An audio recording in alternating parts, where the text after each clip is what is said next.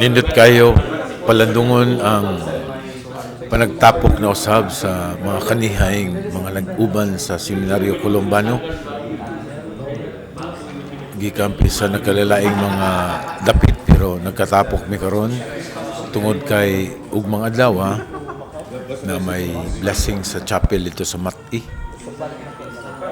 Pero karon naglikod-likod mi ginagmay istorya-istorya sa kinabuhi namo. Unsay pa among mga pangindahay sa among kinabuhi, unsa na nahitabo, ug unsa pa'y mahitabo pa. Nindot kaayo nga niami karon dinhi sing mga dapit din masubli namo pag-usab ang mga kagahapon, napakli pag-usab ug uban man magkumustahay sa among mga tagsa-tagsa ka kinabuhi nga among gidala karon uban sa pagtuo sa Ginoo. Kinibitaw nga kaning nagkapalibot ta ba sa dako nga lamisa nimo diri sa Cathedral Rectory sa Cagayan de Oro.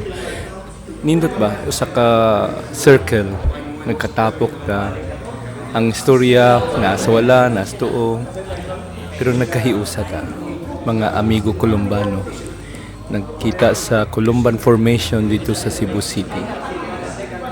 Og salamat sa okasyon nga blessing sa chapel sa Dapit Balaan ugma Dapit Balaan sa Mati Claveria.